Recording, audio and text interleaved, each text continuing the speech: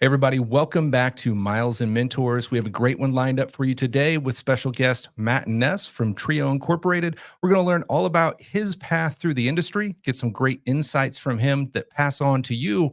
And I think we're going to have a great conversation with it. So stick with us. We have a great episode for you right after this on Miles and Mentors. Welcome to Miles and Mentors, the podcast that humanizes trucking, getting real-life advice and insights from logistics professionals from all over the industry. We sit down with those seasoned mentors who have put in the miles with a mission to pass on the knowledge gained from years in the industry to you. Now buckle up and enjoy the show.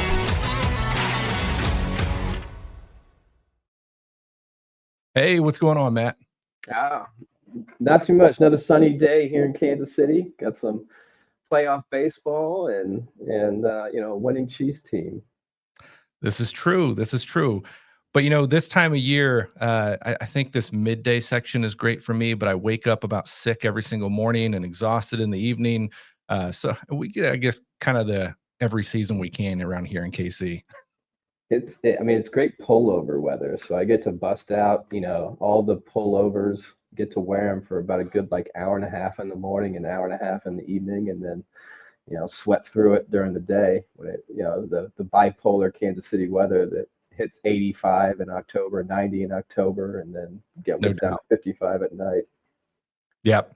And then, we're going to hit that freezing weather. And then right when we start to get used to it, it's going to be like 80 again, right in the middle of December or something. It's always something crazy. Yeah, absolutely. Absolutely. Well, man, tell me a little bit about yourself. Who are you and what is your role in the industry today? So Matt Anness, President of Operations at Trio Inc. We're an offshore staffing company that primarily focuses on employees in the Philippines, helping really anybody that is short-staffed or runs into issues with high turnover. With our background, both me and my partners, we came from logistics, so we focus on the logistics industry. Like I said, just on those jobs that a lot of the U.S. workforce doesn't want to work, or you're stuck in that pay range where there is high turnover. How can we stabilize that for companies? So we assist, anywhere from trucking companies, brokerages, shippers, distributors, insurance companies. Our clients really run the gamut of just kind of stepping in, helping them document their processes, and then getting a team that's in office in the Philippines with leadership that can basically do that role day in, day out, and like I said, stabilize some of that high turnover. That's fantastic, man. I think that's a really cool part of today's world is, we've always kind of had this outsourcing aspect, but in years past, it's always been something you got to ship something over here and ship it back or do something of that nature. But in today's world with, this type of technology where we can hop on, Zoom calls and email and, talk so easily and work together so easily, it opens up this world of possibilities to connect businesses in that manner. We're a 24/7 workforce. We're a 24/7 staffing company. And like you said, with all the technology that's come out in the transportation industry, although it still lags a little bit compared to some other industries, you hear it or you see on LinkedIn all the time, the brokers that are working from the beach or whatever. If that can be done, then, my guys in the Philippines at 10 o'clock at night can help your truckers stay on the road or do check calls or, follow up on unpaid invoices, whatever it may be. That's fantastic. I cannot wait to hear more, but I'm assuming you didn't start out on this role. So I'm kind of interested what brought you to this point. So let's jump all the way back. What is that brought you to logistics in the very first place? Unemployment. Not having a job. Fair enough. Fair enough. I've always, my career path has been a long and winding one. I started off in a family business, became a partial owner in it. We were in electrical supplies for hardware houses, and the housing bubble happened. We stuck it out for a few more years. just being an independent rep in that industry really changed since 2008 to when I got into logistics in 2015. It ended up, selling out my shares and being, I call it underemployed. My wife would call it jobless, but being underemployed for about a year, playing a lot of golf. I was just sitting in a buddy's basement, and what would become the COO came in and just said, "Yeah, if you want a job, apply here." And that was at TAFS Factoring. That's So fantastic, man. You know, yeah. there's a lot of people look around and see, oh, you've got this, vast resume and all this. I love that fact though, because it's same as kind of with this podcast, how, we're trying to interview people from all different assets or facets of the industry itself and see how they all connect together. When you've got those different various experiences from different, industries and job types, it adds to you, right? Like you take a little bit from each and then you bring it back to where you're at now. And especially an industry like trucking or logistics in general that is so fast paced moving and so regulated, but at the same time is so behind in a lot of ways. I think it's an amazing asset to be able to bring those different skill sets from different industries into that and see how they relate. Well, I mean, that was one of the things that kind of drew me to working in the transportation industry was, there's so many independent business owners. Yeah. And, at TAFS, we gave them the ability, we helped them succeed by, providing that cash flow. Um, and, helping them out, gosh, you look at the Miles and Mentors and some of the things that they do over there. Um, helping them succeed where I was a business owner too. So, it's letting them get a piece of that American dream, being able to relay your experiences of, gosh, I had my business and, some of the reasons it failed is that the times were changing and we were doing things the way that it had been done in the past and not, looking towards the future and ensuring the growth. And yeah, I mean, you can take a lot of those relatable experiences and that kind of where you fit into your little niche in the transportation industry. You got to take that with you. Yeah, most definitely. So when you kind of came into, you said working at TAFS and getting started into the logistics industry, what was your role starting out and what was your kind of insight into the industry at that point?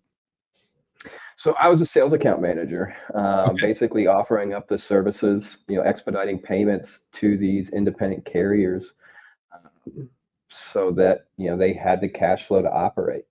And that was something that was relatable to me because as an independent rep in my previous life, we were waiting 30, 60, 90 days to get paid. I didn't even know that factoring it existed. Right. Um, and how prevalent it is, for the transportation industry.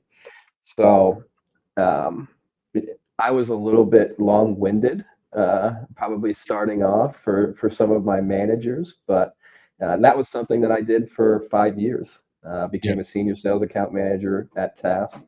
Uh, I peaked a couple times and was the salesman of the month, a couple times in 5 years.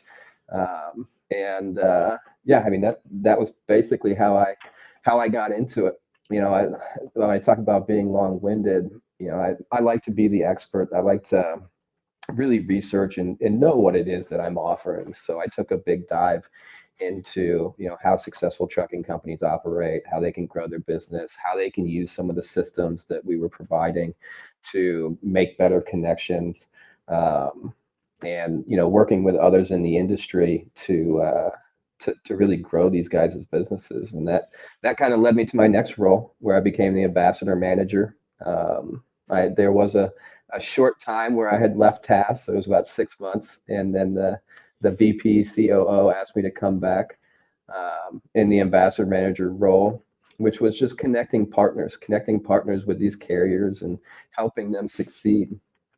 Shortly after that, they asked me to take over the dispatch department, Pro Dispatch, in which we grew that to overseeing over $3 million in loads dispatched every month, helping out carriers that just got their authority and can't work with every customer. we've got the experience of that. We're working with 100, 150, 200 people every month. We know who can work with you right out the gate. Let us help you Right. those first 90 days. Once you get to that point, then you can decide if you need our service or not. And then grew into the director of strategic partnerships, where really just at TAFS working with everybody that could refer business or could help a carrier out. How could we grow a network to ensure the success of our clients? And yeah, I mean that's how I got into it. And then I had an opportunity to open Trio Incorporated and just take it another step further, help these trucking companies that have that high turnover or high labor costs, Right. and how can we streamline their operations? That's fantastic, man. Listening to your story, kind of going through different industries, coming into logistics, and then getting to have that experience in different facets of the logistics industry really just adds to the entire picture there. And it's bringing me back. We were, researching for this episode. We came across several videos you did with TAFs that were extremely informative, touching in on the if to taxes and everything in between. And it really makes sense, especially hearing your days of being long-winded on the phone with the drivers. I think it really came back to that's probably when you learned a lot of this, right? Having those in-depth, long-winded conversation with these drivers and seeing how it operates and what they need and what they go through. Do you think that really added to your perception? I mean, that's the jumping off point for all of it. So, Sure. um, yeah, it's one of those trust but verify things. If you've got somebody on the phone and you want to know about them, ask them. If you've got somebody on the phone and all the drivers that are out there, they're experts at driving trucks. Yeah. So ask them the questions. If you've got them on the phone, ask them, and then go do your own independent research. And that's what I did a lot of. And through talking with them, what are some of the problems? Even those guys that had signed up and been with us for 3 months, 6 months, a year, 3 years, 5 years. What is it that they're running into? Have that conversation with them, and then go do your own research. Look it up. Try and meet other people that are experts. Have that conversation with them. I mean, yes, absolutely. I mean, the hour and a half long conversations that I had with countless drivers that were just opening their company, learning about all sorts of different things, to the tires that they like, the trucks they like, APU, no APU, super singles, all the different things. I mean, you let the conversation just go where it's going to go, and then ask Yeah. them questions. When they provide that information back, that's where I would take it, and then hop to the internet. If it's Love it. an internet forum, or if it's articles through different companies. You got to take all of it with a grain of salt, and develop your own opinion, your Yeah. own, you know, ways that you think things can be successful. But it all starts with, it all started with talking with the drivers. I think that's fantastic, man. And, kind of bringing us back to the earlier chat of technology in today's world, there's not many things out there that we are the first ones to head up against, right? So in most situations in the industry, especially for, our target audience of these new drivers, new owner operators coming in, especially in this industry, there's a lot to consider, a lot to mentally calculate and try to unpack. Um, but you're not the first one that's been up against those struggles. More than likely, tons of people have been in your exact same spot and had those exact same conversations and come up with, 10, 15 different ways to tackle that. And I think that's fantastic. There is so many different forums on the internet. There's, podcasts like this that try to tackle those questions. If you do the research, you're probably going to find at least a path in the direction that you're looking for. But with that in mind, I'm super curious. I mean, you sat on the phone with tons of guys in this exact spot that, is kind of our target audience here. What are some of those biggest issues that you saw for new owner operators getting in the industry, those troubles that they weren't expecting, but they got headed up against? Yeah, I mean, it's the life of somebody that just activates their authority is making a bunch of phone calls and hearing, I can't work with you. Mm. And then, the amount of times that, hey, they get somebody that does work with them, and within the first month that truck breaks down. Uh, Yeah. it happened all the time. So, I think thinking about that, that was something that, I had really talked about with a lot of the guys that I was on the road with is, you've got this vetting period between when you go to file your paperwork with the FMCSA to when you can actually activate. Start calling brokers. Not just that, put together, an action plan for what's going to happen when you break down. Yeah. How are you going to get your truck safe? How are you going to get your trailer safe?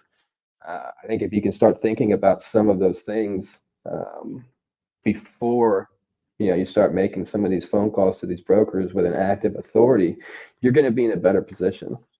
That's what a lot of the customers of these trucking companies run into. That they don't want to work with them. Number one, they don't know if they're fraudulent. So can you find local people that you can work with that work with a newer authority? And then they don't want to work with somebody that isn't going to be able to take care of their truck if something were to happen to it. Yeah. So, every driver will tell you trucks break down. But when you get on the phone with somebody that's brand new authority, you ask them, what's your action plan? What vendors have you set up with? If in this first 30, 60, 90 days or ever that truck breaks down, what are you going to do? Oh, well, I'll just take it to the shop. Okay, like, yeah, that's kind of a plan. But, have you talked to anybody about getting discounts? What Right. about getting that tow there? Tows are expensive. You're a brand new company. How can you reduce that cost? Now that you've gotten your truck to the shop, this load's going to be late unless you can get a rental. Do you have a nationwide rental program? If you come as a brand new authority and you can present all of that, in a cohesive thought that, look, man, trust me because I'm real. I'll pop by your office. You can meet me. You can see the truck. I'll give you the ride around. I'll let you blow the horn, whatever whatever you want.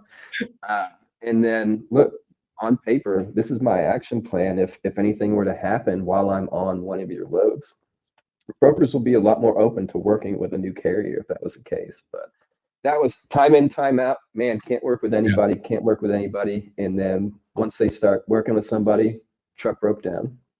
I don't know what to do. Right. That I think that's gold. That makes a lot of sense. And from some of the different conversations we've had, I feel like we see that a lot too. That a lot of drivers, merge over to the owner operator side, but still kind of operate in that employee driver mentality. They don't come at it with that business plan that factoring in the expenses, the repairs, all that stuff. Because while you can definitely make a lot of money in trucking, you can also spend a lot of money in trucking, especially if you're not set up for it. Like you were mentioning with going after those discounts, being cautious with fuel and all that jazz. It can eat through those pockets really, really fast. And, to come at it with that proper business plan and treat it like a business and not just that employee stance is definitely going to take you a lot farther, at least set you up with a firmer foundation. Yeah, absolutely. It, come in with a plan and then, always be selling too, you know. Definitely. So I'm curious how your insights and experience changed as you merged through some of these different roles. We were talking that, you went through as a sales account manager and then you ended up over with the dispatching side and such, and then working with ambassadors. What were some of the differences that you were dealing with when you transitioned from sales into dispatch and ambassador relations that you had to deal with differently with the clients? Uh, yeah. Obviously like the sales is a grind, talking to guys day in, day out. You do everything you can to try and help them. One way that I would try and separate myself is to provide that value through the knowledge. Yeah. What are some things that you can do? Hey, man, like you can get set up with these guys right away. Like, well, I know that. Other than that, put this plan together. These are things that you need to be thinking about, and these are the conversations you need to have. Going into the ambassador role, um, using some of that knowledge that I had gathered to now bring people together to help those clients, was invaluable. It really set me up to succeed there. And then, you've got to just find those right people to do business with. Do they have that driver, that carrier's best interests in mind? That was a lot of networking, a lot of doing this, a lot of doing podcasts, being available for people. It's nobody just does thing for somebody else without getting something in return. So just go out and do that something in return out the gate. And, there'll be a lot of people that'll flock to you and want to do business with you. The dispatch side was, just, we got to get people moving, think of new ways to get people moving, analyze the data that you've got there, that past experience, that historical experience of who you can work with. Let your dispatchers have that and just say, hey, these are guys that you can work with. Focus, your time on this, so that we can move these drivers.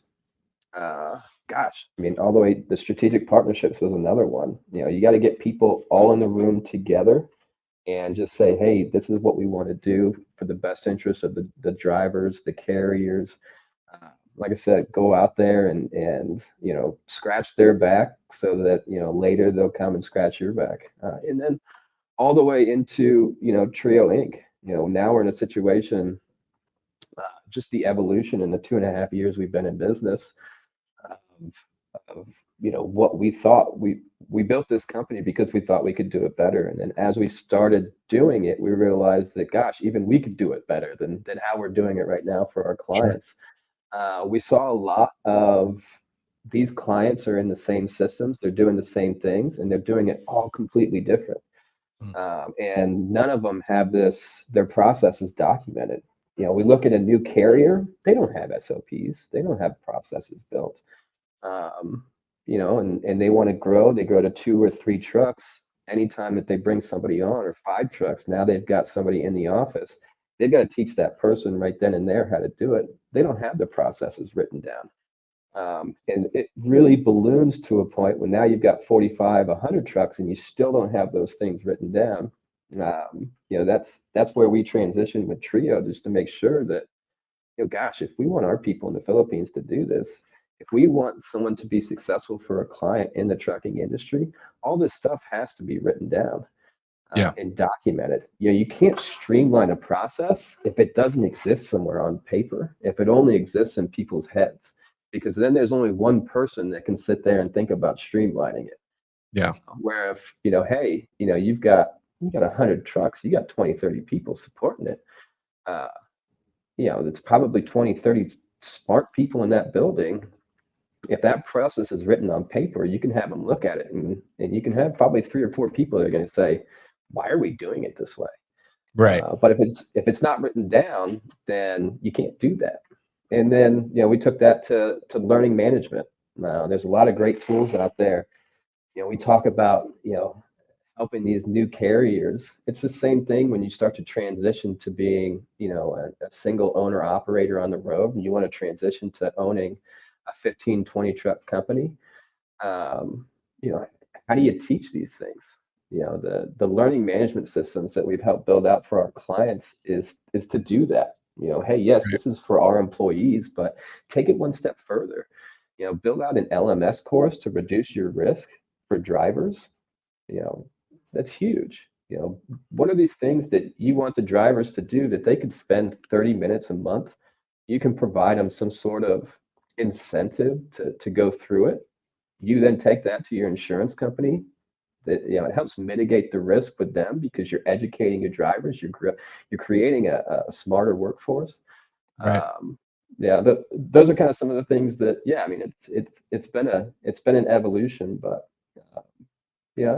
it's been a great one. What I think is fantastic, just kind of coming back to your levels of experience here, I'm hearing that, as you've gone through these different roles in the logistics side, you've had that opportunity to deal with those trucking companies that are, at the point of just starting out, at the point of switching to an owner operator, at the point of kind of growing a little bit, taking on multiple trucks, at the point of growing and taking on even more trucks. And all these different phases, while similar, have their own hurdles. if you could give one bit of advice to maybe each of those various stages, what would you say that would be, just from the forefront? Yeah, obviously with the new ones, we kind of covered that. Yeah, yeah, I can't emphasize it enough. Just you got to put things on paper. Yeah, If you're starting to make that transition from like 3 to 5 or 3 to 10 trucks, you need to put your goals, your plans, and stuff like that on paper. From there, as you get into the 10 to 25 trucks, you really need to start working on your customer base and creating your identity. that's great. That's one thing that we've seen, with a lot of companies that get into that is, oh, we work on spot freight. 1 to 10 truck companies, you're going to cut your teeth on spot freight. Maybe if you've got the gift of gab, you can land a contract or a dedicated lane with a broker, but not a lot do. A lot of them just kind of build their companies off of spot freight. So, how is it that you go out and get customers as now a 2025 truck company? You need to have an identity. You need to know who you are. You need to know what you're going after. You can't just go out there and just say, "Oh yeah, we'll go anywhere." If you give us a dedicated line, you got to have some sort of guidance, direction, something to sell to these customers. As you get bigger, it becomes a whole new ball game. It's looking at, now that you're working with dedicated customers, how do you cut those costs? Now you're getting negotiating power. Once you hit that 25 to 50 truck range, you're not having to rely on somebody else's fuel card, somebody else's tire discounts, somebody else's dot dot dot. So, what are the things that you can do? Hey, if we know that we're running from Kansas City down to Texas, Mhm. and that all of our guys love fueling up at, you know, Loves, why would we go negotiate a fuel deal with Pilot Flying J? Those are things that don't make sense. But you can look at that, and then you can negotiate further with independent stations. Where should we be doing our preventive maintenance, that type of thing. And then I think you really need to start taking a look at your tech stack too. The things that a TMS can do for you now, really, once you hit about 5 to 10 trucks, but the Yeah. things that a TMS can do and some of the tools that are out there to make you really efficient and streamline, look at those things. But it's extremely important, you hit that at that 50 truck range doing those things. As you get to those larger companies, that's the thing that we work with a lot here at Trio Inc. As your 100+ trucking companies, your brokerages, like those. It's documenting. It's documenting all of your processes, your procedures, making Sure. sure you've got people that look at them. That's another big one. Looking at those learning management courses. If you can create an LMS that, hey, yeah, we know that you're doing this role, but we have 20 different learning management courses that are built out for other roles. Now you're incentivizing that employee to go out, educate himself, doing it the way that your company does it. I think that's another jumping point, from that 100 to 200, you know, truck count, or a little bit further. I think that's fantastic insight. Two things that you mentioned there really stood out to me. One with the documentation aspect and getting that formalized. It kind of popped in my head as some of these truck companies grow and maybe they bring on some office staff and whatnot. If you don't have those systems formalized where they're going to be done and carried out the same, you're going to start hitting these situations where, Brenda does this paperwork kind of this way and Margaret does it a little bit this way. And you don't have that consistency. And when you don't have that consistency, you're not going to get those consistent results. And I think that's definitely going to carry through that. If you can set that foundation before you grow, you're definitely going to be a lot more stabilized as you grow. What are your thoughts there, getting that on first and foremost? Yeah, I mean, you hit the nail on the head. You can have KPIs and you can realize that, Alex is doing a great job, but Matt's lacking. We need to spend time with him to coach him up. Okay, well, you can go and spend that time coaching him up. That's a very expensive time. If now you've got a manager that's sitting with Matt trying to help him be better. Whereas if you've identified the things that make Alex good, and then you can spend a little bit of time and identify those things that Matt doesn't do that Alex is doing, or that hey, Matt may not be even doing this at all. Yeah. Um, you know, and it's all documented. You know, hey, Alex does it this way. He's our best performer. This is kind of what we want to standardize. We want to standardize that success. Um, those are some of the things that we've seen be extremely valuable for companies, and especially getting that workforce up to speed. Is that once it's documented and we know that this person can be successful at it, now we can repeat that and we can train towards that behavior. Whereas if you just got somebody coming in and, you know, I learned from Alex, but Hector over here learned from, you know, James, uh, you're going to have, you know, two wildly different employees, you know, Sure. whereas, hey, they learn the process based on our best performers. There's a much higher likelihood that you're going to have more consistency across your workforce. I think that's fantastic, man. You know, so obviously one big theme of the show is mentorship, and we've hinted at a lot of different ways and aspects of that. But I'd like to tap in a little closer. What is your take on how important mentorship is for someone getting in this industry and as they grow as well? And what are some different forms that they could find that mentorship, and how much should they really go after it? How important do you think that is to their progress and growth in the industry?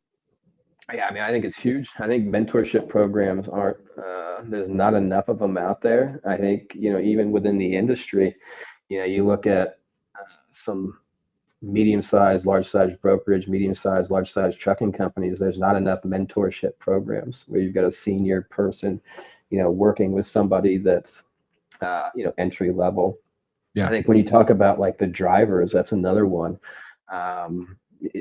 It starts with conversations. There are, you know, there's tons of forums out there.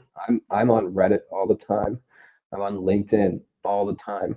You know, still reading articles pop up. Facebook became a little toxic for me when it became my job, being the ambassador manager and with strategic partnerships. But you know, even the internet, like there's, you know, some great, you know, truckers report. You know, you gotta take a lot of it with a grain of salt. But sure. the thing is a lot of those that are content creators, if you find somebody out there that, you know, hey, I want to be successful in the flatbed, I want to be successful with government contracts, I want to be a successful broker of produce during this season, I want to do these things, reach out to that person. The one thing about content creators is that they love talking about themselves and their experience. So you know, it's one of those things that, you know, oftentimes they'll take you under their wing. Hopefully, they won't charge you for it. You know, try and stay away from as many of those as possible. But yeah, I mean, you know, there's so many great tools out there to meet people that are thought leaders. I mean, there's great conferences now that are out there where you can Definitely. meet thought leaders. You know, TAFS sponsors one of them, the Broker Carrier Summit, where, you know, you can go out and as a carrier talk with brokers, talk with these tech companies. You may not need it right now, but you can talk with a senior member of those companies to find out, when may I need it? What's this actually going to do for me? Um, I think that's the biggest thing. You know, I think in getting out of your comfort zone, you know, that was one thing that we did, you know, that was a big change for us is, man, I was a factoring company, but I was going to a broker conference. You Mm, know, yeah. you gotta see the other side of the coin, and then, you know, go in with a game plan of what am I going to be able to get out of going to these conferences. I think that's something that, you know, a lot of new trucking companies that are growing, is you've got to get out there and you've got to network, and then you can't be afraid to talk to people and understand their experience. You know, that's how you're going to be able to decide, this is what I want to do because, you know, this guy had this experience or this guy had that experience, whatever it may be. I love that, man. And just with, you know, everything in life, when you're able to hear those situations and see how somebody went through it, you know, whether you handle it the same or not, it's just like, you know, the information we get from our parents growing up. At least you have perspective and insight. And ultimately, that's going to weigh in on how you carried out yourself. It's going to give you some form of a leg up and preparedness to take on those challenges or kind of understand what you're headed towards at least. No, absolutely. Absolutely. And you got to learn from people. And it's, Yeah. I can tell you this, you learn from them, you learn from their mistakes, or, it's kind of like, how we founded Trio, just, can you do it a better way? Have you seen something done that you think that you can do a better way? Find your niche in that and then go after it. Yeah. I think that's probably the nail on the head right there. Cause I've heard, not in trucking, but it goes with everything. Guys like, Mark Cuban and stuff, different business leadership roles saying, how did you learn this? Only because I failed so much. And if I was successful at something, I would do it until I failed. So I really learned how to do it and those limitations, learning from other people's failure and seeing where kind of those side rails were, will, I think, definitely prepare you for moving forward and seeing that path. Yeah. My partner now, he was, JJ Heredia, he was a big influence in that, where, it's number one, a couple of things that I've really taken away from it is, number one, have that urgency. And then number two, pick up the phone. If you sit there and you dwell on something for too long, nothing's ever going to get done. And then just pick up the phone and talk to somebody. You'll learn about their situation. You'll learn about what's going on if you talk to them. But you've Yeah. got to do it right now. Go after it and get it. And I think that's something that, you look at somebody that's starting a business, don't wait until your authority's active to call customers. Don't wait until your truck breaks down, until you want to get a fleet maintenance program. Sure. Don't wait for these things. You've got the time on the road. Pick up the phone, make the call, have that urgency. That's helped me a lot in my career, and really with a lot of the connections that I've made, is that, hey, this guy does this. Knowing right then and there, I can make this connection, or these two people would work really well together. Or, hey, let's get these three people on the phone and let's have a conversation and talk about how we can do things better. But doing it right now, that's been a great, piece of advice that I got. That's fantastic, man. We have learned a ton from you today. I think we've touched on a lot of different topics, but I'm curious, before we wrap this up, anything that you think we've missed worth putting out there? You should have told me you were going to ask me this beforehand. I feel like this is, I do this, we do all the final interviews in the United States for all of our Philippine employees. And one of the things that we always ask them, do you have any questions for me? And we always grade them based on what they reply with. No, it's, I think we kind of left it off. It's just have that urgency. Mm. Don't wait for tomorrow. And that's a big thing. And then, God, I can't stress how important it is, after seeing so many things and then starting this company and comparing it to the last company that I had owned. Just the importance of putting things on paper so that other smart people that are in your building can look at it and help you improve on. That's all I got. That's great, man. There's one that I did forget to ask you, and I think we'll end it off on this one. Obviously, especially since we've been around, this industry has changed night and day. It's come a long ways. It's heavily regulated, and those regulations are changing all the time. With that in mind, where do you see the logistics industry in, say, 10 years? And what should drivers getting into the industry today, becoming owner operators, et cetera, what should they be looking for in the future to, kind of get ready for and plan? Yeah, you've got to adopt change.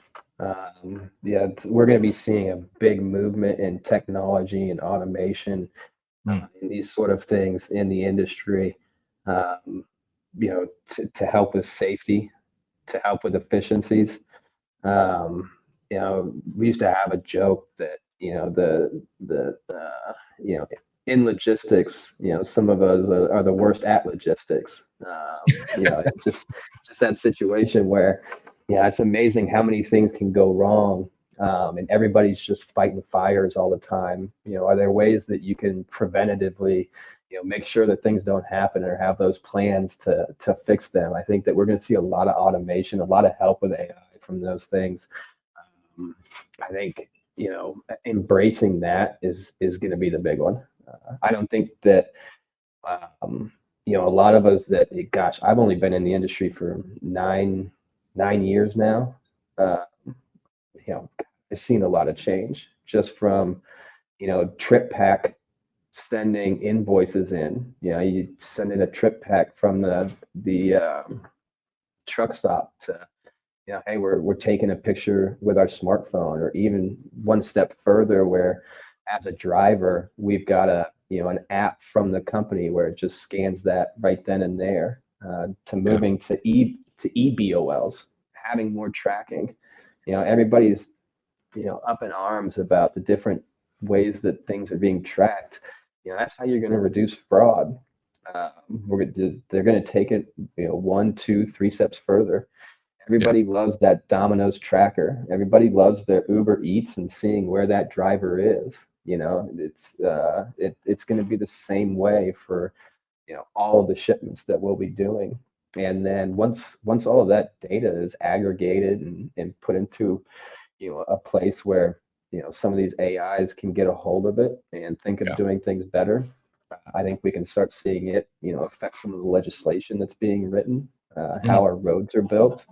I would see as a lot of places, with the growth of Amazon and some of these large distributors of, a real spoke and wheel, and not as much of the over the road. It's years out, but I think that it's going to be a completely different in 10 years because the industry is starting to adopt that technology. And where it's going to take us, I couldn't really tell you, but I would say, be the one that adopts the change. Go out and look at these different platforms and see which ones are good for you, which ones aren't. Understand why it was even made. I think that's a big one too. It may not be good for you, but if you understand why it's made, maybe you can make some changes within your organization too. Sure. No, I think that's fantastic insight. And, just like you mentioned there, keeping your eyes forward at what's coming, because even when we know stuff's coming, just like the e-logs, that nobody was ready when it hit. Even though it's coming, nobody's ready when it hits. So if you can be one of those companies to be able to easily, or not easierly, embrace and adopt to that, I think it's going to help you carry on without as much of a hiccup, at least. Yeah, absolutely. Well, fantastic, man. We have covered so much today, and I really, really appreciate you coming on, taking some time out of your day to offer some mentorship to our listeners. Help us end off here. How do they get in touch with you guys and learn more from you? Yeah, well, catch me on LinkedIn. I think we talked about that. I'm not going to give out my Reddit. It's private, so other than that, www.mytrioservices.com. That's TRIO. You'll look for, where is it? This logo right here. Reach out to us there. My email is pretty simple, matt@mytrioservices.com. We're always open. Some of the things that my partner and here as an organization we believe in, conversations are free. So reach out and email. Let's have a talk. If you want to bounce some ideas around, we're always open to do that. We've got some events that will be coming up and going to here in the near future, so we'll be putting that on the website, where they'll be able to see us at different transportation or different industry events. But big one, www.mytrioservices.com or LinkedIn, Trio Inc. Look for the triangle and 3 people, or matt@mytrioservices.com. Fantastic. And we'll make sure to get those included in the show notes as well. So Matt, thank you so much again for coming on and offering some insights from your experience through the industry over the years. And hopefully it helped out some of our listeners today. So thank you so much for taking time with us today. Really appreciate it. Thank you, Alex. All right, everybody. Thank you so much for watching. Make sure you like and subscribe. And until next time, stay safe out there. We'll see you later.